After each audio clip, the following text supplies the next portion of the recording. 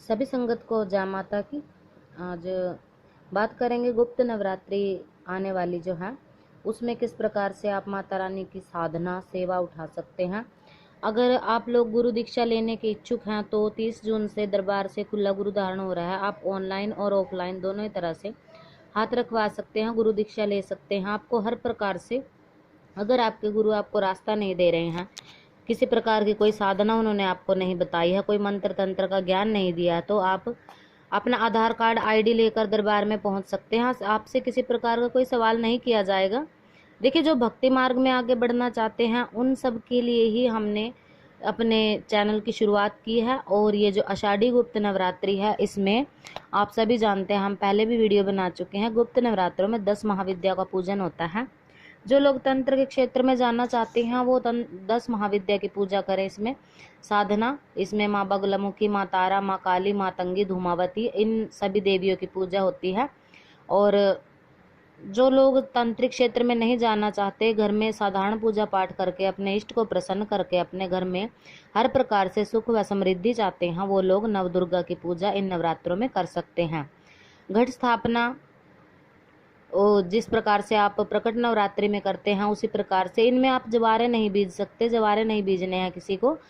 इसमें आप साधारण तरीके से अखंड जोत आप जला सकते हो, देसी घी की जोत जलेगी। और अगर आप तंत्र क्षेत्र में जा रहे हो, तांत्रिक विधि आपको कोई मंत्र सिद्ध करना है इन नवरात्रों में, कोई खास साधना आप किसी माता रानी की उठाना चाहते हो, किसी भी महाविद्या की, देखिए, अगर आप 10 महाविद्या की 10 दिन पूजा करते हो तो आप एक भी महाविद्या को प्रसन्न नहीं कर सकते। आप किसी एक की साधना उठाइए 10 दिनों तक, क्योंकि ये 10 महाविद्या 10 की 10 एक साथ में चलती हैं।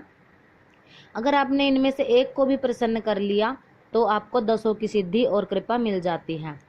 तो किस प्रकार से क्या क्या आप लोग कर सकते हो, इसमें जैसे आप प्रकट नवरात्रि में करते हो वही कार्य रहेगा। अगर आप माँ काली जो प्रथम महाविद्या है उनकी साधना उठाना चाहते हो तो माता रानी का ओम क्रीम कालिकाय नमः इस मंत्र का आप अनुष्ठान उठा सकते हो। और अगर कोई दरबार से दीक्षित होकर के साधना उठाना चाहता है तो उसको माता रानी के जो शाबरी मंत्र हैं, जिन जिन मंत्रों के द्वारा हम लोगों के भूत प्रेत उठाते हैं और उनके कार्य करते हैं, वो मंत्र दीक्षा आपको दी जाएगी दरबार की तरफ से। तो जो लोग इच्छुक हैं और जो सेवा साधना करना चाहते हैं वो दिए गए नंबर पर संपर्क कर सकते हैं। तो आप लोगों को जैसे साथ में आप अगर आप माँ काली की साधना उठा रहे हो, माँ काली के मंत्रों का प्रयोग कर रहे हो, तो आपको इनके साथ चलने वाली शक्तियाँ जैसे काल भैरव की साधना भी उठानी चाहिए। अगर आप सात्विक रूप से पूजते हो तो आप बटुक भैरव की साधना कर सकते हो, क्योंकि 8 भैरव बताए गए हैं और 8 भैरव में से 2 ही ज़्यादा प्रचलित हैं, काल भैरव और बटुक भैरव। जो सात्विक रूप से पूजते हैं वो बटुक भैरव की पूजा करें, इनको कंवारा भैरव भी बोलते हैं। और जो थोड़ा तंत्र क्षेत्र में जाना चाहते हैं वो काल भैरव की साधना इन दिनों में कर सकते हैं।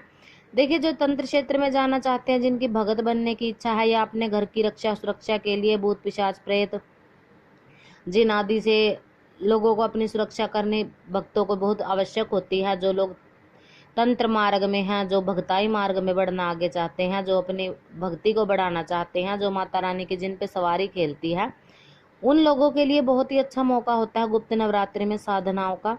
अगर आप 9 दिन भी साधना कर लेते हो तो आपको 21 दिन या 41 दिन की साधना के बराबर इनमें फल मिलता है। तो किस प्रकार से आपने साधना करनी है, थोड़ा सा हम तरीका आपको बता देते हैं। आपने घट स्थापना करनी है, कलश स्थापना जैसे आप नवरात्रि में करते हो उसी प्रकार से माँ की चौकी बिछा लेनी है। और माता रानी को आप रोज श्रद्धा से जो आपसे बन पड़ता है, आप ऋतु फल जैसे आम का मौसम है, आम है, केले हैं, अनार है, माँ को भोग लगा सकते हो। और इसमें जैसे सामक के चावल आप खा सकते हो, आलू वगैरह, वो ही जैसा नवरात्रि में खाते हैं वही उसी प्रकार से आप एक समय का भोजन ले सकते हो। माई को दोनों वक्त भोग लगेगा, क्योंकि व्रत आपने रखा है, माई ने व्रत नहीं रखा है। माई को चोला अर्पण करें और लाल वस्त्र पहने, जो माता रानी को अपने घर परिवार की सुख व समृद्धि व शांति के लिए मनाना चाहते हैं। जो लोग काले वस्त्र धारण करके इनकी पूजा करते हैं उनको ये नहीं पता होता कि काले वस्त्र धारण करने से बहुत सारी जो माता रानी के साथ शक्तियां चलती हैं, उनकी डाकनी शाकनी योगिनी और शमशानी जो चीजें होती हैं वो काले वस्त्र पर बहुत ज्यादा प्रसन्न होती हैं और आप लोगों की परीक्षा लेने के लिए सर्वप्रथम आती है। और उनमें से कोई ना कोई सवारी के रूप में आपके शीश पर खेलने भी लग जाती है। आप लोग सोचते हो माँ काली के मेरे ऊपर सवारी आ गई। देखिए, काले वस्त्र धारण नहीं करने, काले वस्त्र तांत्रिक धारण करते हैं। अगर आप भगत भगताई के क्षेत्र में बढ़ना चाहते हो तो काले वस्त्र ना धारण करें, केवल लाल वस्त्रों को ही धारण करें।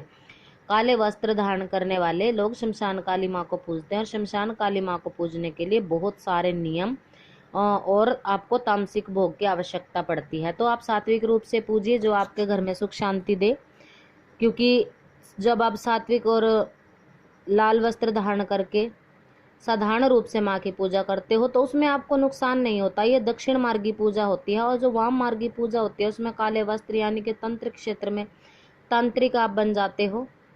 इसमें बड़ी बड़ी मान मोहन उच्चाटन, ये इस प्रकार की जो घायल वगैरह छोड़ी जाती है, घात छोड़ी जाती है, इस प्रकार की क्रियाएं की जाती है। देखिए, वो तांत्रिकों का काम होता है।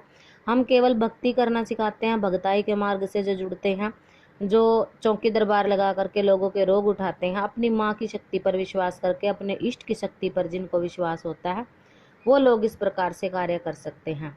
तो जो लोग इच्छुक हैं माता रानी की सेवा करने के लिए, वो संपर्क जरूर कर सकते हैं।